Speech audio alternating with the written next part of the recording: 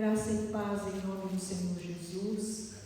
A palavra a ser ministrada nesta manhã está no livro de Atos dos Apóstolos, capítulo 16, e o nosso tema é as orações e os louvores da meia-noite. Gostaria de pedir a você que acompanhasse a leitura e a partir do versículo 19 do capítulo 16 de Atos. Paulo e Silas açoitados e presos. Vendo os seus senhores que se lhes desfizera a esperança do lucro, agarrando em Paulo e Silas, os arrastaram para a praça, à presença das autoridades. E levando-os aos pretores, disseram: estes homens, sendo judeus, perturbam a nossa cidade, propagando costumes que não podemos receber nem praticar, porque somos romanos. Levantou-se a multidão unida contra eles, e os pretores, rasgando-lhes as vestes, mandaram açoitá-los com varas. E depois de lhes darem muitos açoites, os lançaram no cárcere, ordenando ao carcereiro que os guardasse com toda a segurança. Este, recebendo tal ordem, levou-os para o cárcere interior e lhes prendeu os pés no tronco. Por volta da meia-noite, Paulo e Silas oravam e cantavam louvores a Deus, e os demais companheiros de prisão escutavam. De repente veio um tamanho terremoto que sacudiu os alicerces da prisão. Abriram-se todas as portas e soltaram-se as cadeias de todos. Depois vamos ler um pouquinho mais neste capítulo 16 de Atos. Convido você para orarmos a Deus ainda uma vez. Senhor nosso Deus, esta porção da Tua palavra foi lida neste momento e nós pedimos que o Teu Espírito Santo revele ao coração de cada um de nós, fazendo com que o nosso coração se incendeie com a Tua santa presença e com a Tua ação, e que esta palavra seja fogo ao nosso coração e também seja como uma água fresca sobre o coração que está com sede. Nós te agradecemos pela Tua palavra, em nome de Jesus. Amém. Como já anunciei, o tema então é as orações e os louvores da meia-noite. O que estava acontecendo com Paulo e Silas que levou os dois à prisão? E não simplesmente uma prisão, mas um quadro terrível de humilhação e tortura a que foram submetidos. Qual é o crime que eles fizeram? Nenhum. Nos versículos 16 a 18, os versículos que antecedem esse trecho que eu li, há o motivo pelo qual eles foram presos. Havia uma moça possessa por um espírito maligno que adivinhava pelo demônio as coisas sobre as pessoas, e os donos dessa moça ganhavam dinheiro. Sempre por trás dessas manobras sujas, terríveis, há o dinheiro, a sede por poder através do dinheiro. E quando Paulo, depois de alguns dias, em nome de Jesus, ministrou a libertação sobre a vida dessa moça, e essa moça ficou livre, não mais era uma escrava daqueles homens gananciosos e dominadores, era livre. Quando Paulo ministrou essa libertação, os homens, os senhores da moça, ficaram com muito ódio no coração e levantaram essa perseguição sobre a vida dos dois apóstolos. Esse foi o crime deles. Por causa disso, os senhores dessa moça arrastaram. Eles foram arrastados, a palavra está aqui, né? foram acusados injustamente, porque aí eles não falaram nada sobre espírito maligno, nada, só falaram que eles estavam propagando costumes que eles, como cidadãos romanos, não podiam nem receber, nem praticar. Então, acusação injusta, violência física, tiveram suas roupas rasgadas. Não sabemos até a que ponto rasgaram ou tiraram todas as roupas, mas está aqui: rasgaram-lhes as vestes e foram açoitados com varas, e não foram poucos açoites. O texto diz muitos açoites. Que humilhação, que situação mais dolorosa, tanto fisicamente como emocionalmente. E diante da multidão enfurecida. Não foi algo executado lá a portas fechadas, foi na praça pública.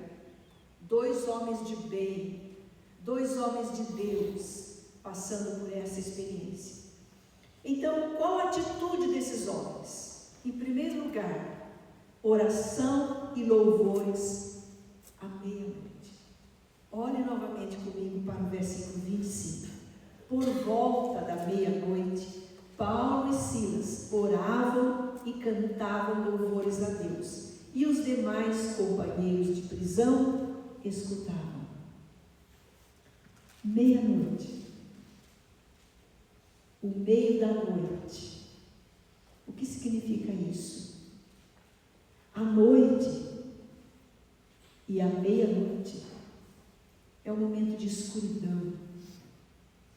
E ainda mais naqueles tempos, onde não havia a iluminação elétrica, nada disso. Então a noite trazia uma completa escuridão.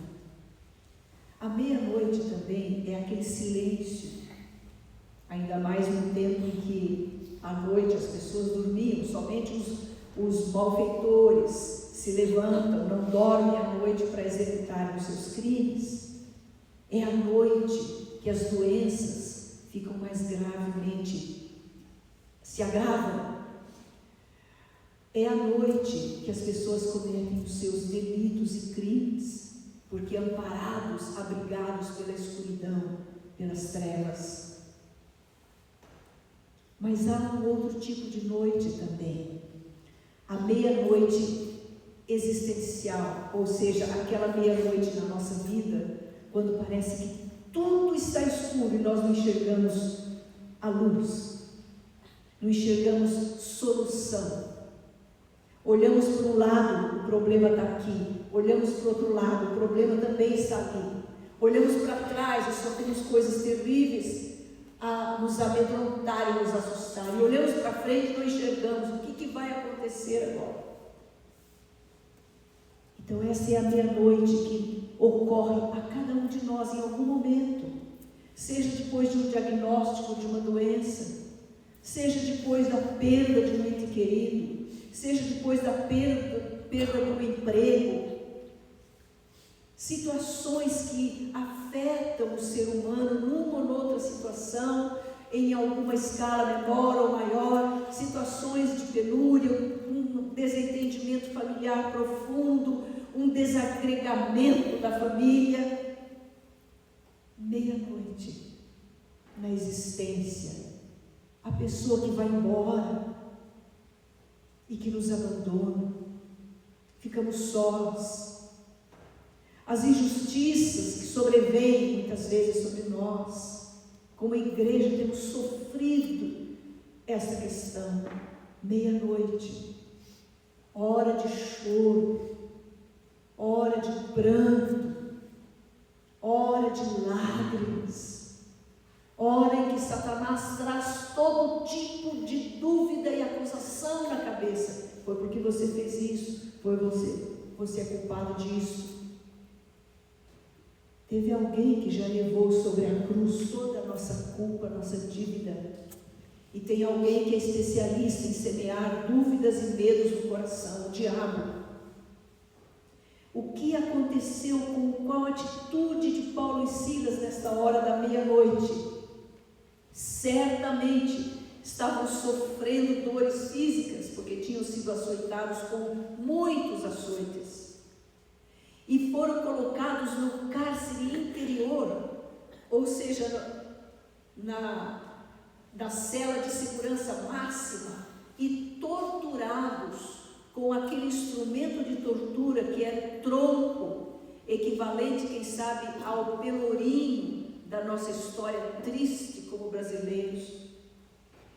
Os pés no tronco, presos num pedaço de madeira que tinha outro por cima e impossibilitava qualquer movimento, e eram acorrentados ali aqueles pés no tronco. A posição era a mais desconfortável e dolorosa, com o passar das horas, associada à dor dos açoites que tinham levado. Talvez, momento de pensar, se a gente tivesse ido para aquele lugar que a gente queria ir, porque se você ler no início do capítulo, eles queriam ir para um lugar, o Espírito Santo impediu e conduziu-os para ali. Não seria a hora de duvidar do que Deus fez? Será que Deus estava certo em me deixar aqui, nesse tempo, nessa hora, para passar por essa situação? Será que Deus se esqueceu de mim? Não, não era hora de dar ouvidos a essas coisas, mas era hora de orar. Orar é quando nós nos conectamos com Deus, e louvar na hora que está claro, tudo bem na nossa vida, saúde muito boa, o exame mostrou que não temos doença nenhuma, aí louvamos, é uma coisa. Agora, louvar quando as coisas estão parecidas com uma meia-noite exige fé. Louvar é dizer o que Deus é. Não importam as circunstâncias, independentemente das circunstâncias, quem Deus é. E nas horas de mais aflição, de maior aflição, eu tenho visto na palavra dele quem ele é. Ele é nosso escudo e fortaleza. Ele é nosso baluarte, lugar seguro. Ele é a nossa esperança. Não estamos desesperados, temos uma esperança. Ele é a nossa justiça, Ele é o nosso provedor. Temos visto isto literalmente a cada dia. Ele é a nossa alegria, Ele é o nosso pastor. Quando você declara quem Deus é no meio da escuridão, aquilo que é o nosso segundo ponto, uma resposta do céu. Primeiro, oração e louvor no meio da escuridão. Em segundo lugar, a resposta do céu. Como é que o céu respondeu aqui? Olhe comigo para o versículo 26. Eles estavam orando e cantando. Era o culto da meia-noite. Louvor e oração. Já tivemos esta parte, né? Mas que ordem de culto mais estranha é essa? Porque teve o louvor, as orações, os louvores, e aí o céu respondeu, veio um terremoto.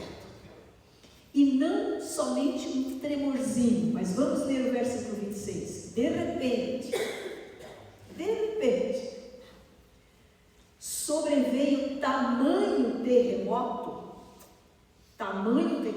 não tinha escala Richter naquele tempo, mas se tivesse, eu creio que daria uma medição bem lá em cima, porque tamanho terremoto que sacudiu os alicerces da prisão, abriram-se todas as portas, não somente algumas, não somente a porta onde estavam Paulo e Silas, no cárcere mais interior, mas todas as portas, todos estavam com a possibilidade de sair correndo.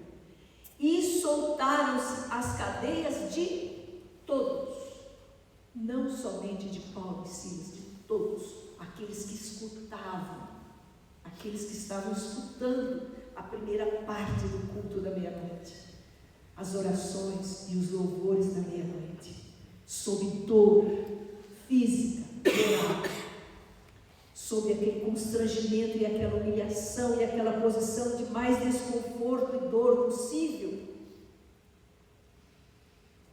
sob o peso da acusação injusta, louvor e orações.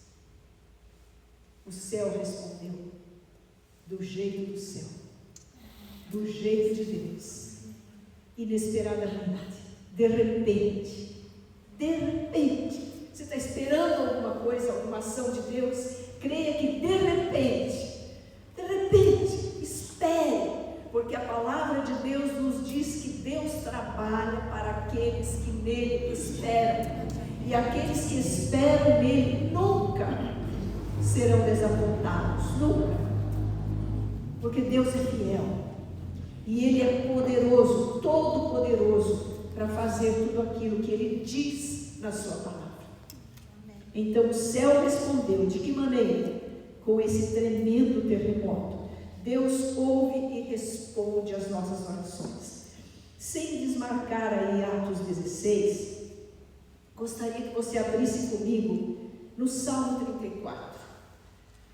Deus tem confortado e encorajado meu coração em horas de aflição com os salmos, com muitos dos salmos. Os salmos são orações, são poemas, que muitos deles compostos por Davi, outros por outros. Este aqui que eu estou falando foi composto por Davi, o grande rei de Israel. Só que olha a circunstância que ele estava vivendo. Ele estava perseguido, ele não era rei ainda, ele estava perseguido por Saul, que era o rei, jurado de morte. Ele se abrigou, buscou exílio, refúgio, fora do seu território, e ele teve que se fazer de louco. Foi a saída que ele encontrou. Ele se fingiu de louco para não ser pego e deportado e mandado de volta para o seu país, onde ele seria morto. Não era uma situação fácil para Davi. E olha como ele começa o Salmo 34. Bendirei o Senhor em todo o tempo, inclusive na meia-noite. Ele estava vivendo uma meia-noite. O seu louvor estará sempre nos meus lábios. Cada versículo deste salmo é tremendo. Olha o versículo 6. Clamou este aflito e o Senhor o ouviu e o livrou de todas as suas tribulações. Quem clamou? Aquele que estava feliz, dando pulo de alegria, com tudo bem na sua vida, um salário muito bom, conta no banco, carro tudo certinho, novinho, saúde perfeita. Não, clamou este aflito, na hora da aflição, na hora da meia-noite na sua vida, na hora da meia-noite nas nossas vidas. Tem um lugar seguro para onde nós olharmos, tem uma atitude certa para tomarmos, para cima, para Deus, quem Ele é. Ele jamais muda. Ele ouve a oração do aflito. Clamou este aflito e o Senhor o ouve. Olhe para o versículo 19. Muitas são as aflições do justo, mas o Senhor o livra de quantas? De todas. Quantas são as aflições do justo? Muitas. Há um evangelho, como disse aqui o Kiko agora há pouco, estranho, pregado, tristemente pregado, que é o evangelho do tudo bem, você recebeu Jesus, agora é só vitória, agora é só alegria. Sim, temos muita alegria no meio das aflições, temos muita alegria e paz. A paz do céu encheu o nosso coração. A alegria está no coração de quem já conhece a Jesus, porque ele passa pela aflição, as muitas aflições, mas sabendo que há um livramento da parte do Senhor para todas as aflições. Muitas são as aflições do justo, é o justo. Nós somos justificados justificados pela graça, pelo sangue de Jesus. Não merecemos nada, mas recebemos de graça essa tão grande salvação. Por isso Ele nos vê como justos e passamos pelas aflições. O que foi que Jesus disse a respeito disso? Em João capítulo 16, versículo 33, Jesus Cristo falou assim: estas coisas vos tenho dito, para que tenhais paz em mim. No mundo passais por aflições, mas tende bom ânimo, eu venci o mundo. Nós não estamos desavisados. O nosso Senhor Jesus Cristo nos avisou claramente: no mundo vocês passam por aflições. Está passando por aflição? Está numa meia-noite que parece que não tem fim? Não se entristeça. Não pense que Deus se esqueceu de você. Não. Louve, adore, cante louvores, ore, conecte-se com Deus. Ele nunca mudou, as suas qualidades são as mesmas e serão as mesmas sempre. Voltando para Atos, o céu respondeu, veio aquele terremoto. A fé, meus irmãos, a fé, a vida em Jesus Cristo, não nos isenta das tribulações, mas nos livra no meio delas. No meio delas, muitas pessoas sentem-se desanimadas quando estão debaixo das tribulações, pensando: por que está acontecendo isso comigo? Eu sou tão bonzinho, eu faço tudo certo, estou procurando fazer tudo certo. Por que está acontecendo isso comigo? Está passando pela meia-noite, está passando pelo vale da sombra da morte, mas não está sozinho. Não está sozinho, esta é a grande diferença. Não está abandonado, não está esquecido. O céu responde, faça o teste. O céu responde às suas orações. De repente, vem algo inusitado, inesperado, algo novo, algo que você nunca imaginou. E é por ali que Deus vai entrar e resgatar, porque Deus resgata a alma dos seus servos. Dos que nele confiam, nenhum será condenado. Você pode dizer um amém, amém sobre isso? Amém. O Salmo 91, não precisa abrir agora, mas é um salmo muito conhecido e bastante usado em momentos de aflição, né? Principalmente. O Salmo 91, no versículo 15, está escrito assim: ele me invocará e eu lhe responderei. Deus falando: na sua angústia eu estarei com ele. Amém. Aonde ele vai estar? Na nossa angústia. Por isso que Paulo descobriu essa mina inesgotável, esse tesouro tremendo, e disse assim: quando eu estou fraco, então eu sou forte, me alegro nas tribulações, porque a presença de Deus é ainda maior, mais forte sobre a vida daquele que está passando pela meia-noite, pela tribulação, e olha para Ele, clama a Ele, louva a Ele, independentemente das circunstâncias. Deus vem, o céu responde. E a presença do Senhor é tão forte que nós somos socorridos nesta hora. Finalmente, aqui nesta devocional, nesta palavra, temos um terceiro ponto, que é o resultado. Qual foi o resultado desse culto da meia-noite? Já tivemos as orações e louvores, a intervenção de Deus através do terremoto, libertou todo mundo. Os presos devem ter aproveitado a ocasião, né? Não. Vamos ver o resultado disso lendo um pouquinho mais aqui, versículo 27. Vamos ler um pouquinho mais. O carcereiro despertou do sono e, vendo abertas as portas do cárcere, puxando da espada, ia suicidar-se, supondo que os presos tivessem fugido.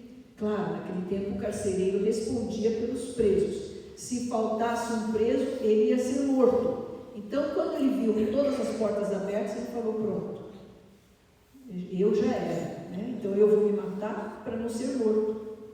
Puxou a espada e já ia se suicidar. Mas, versículo 28, mas Paulo bradou, deu um grito em alta voz: não te faças nenhum mal, que todos aqui estamos. Quantos tinham fugido? Nenhum. Eles já tinham ouvido a primeira parte do culto da meia-noite. Quando Paulo e Silas estavam orando e louvando a Deus, os outros companheiros de prisão escutavam. E Deus certamente trabalhava. Não sabemos o que aconteceu a estes homens, porque o texto não diz, mas o fato é que eles não fugiram. Está escrito aqui: todos estamos aqui. Então o carcereiro, tendo pedido uma luz, entrou precipitadamente e, trêmulo, prostrou-se diante de Paulo e Silas. Depois, trazendo-os para fora, disse: senhores, que devo fazer para que seja salvo? E aí vem aquela resposta tão conhecida: responderam-lhe: crê no Senhor Jesus e serás salvo, tu e a tua casa. E lhe pregaram a palavra de Deus e a todos os de sua casa. Terceira parte do culto, né? Teve pregação,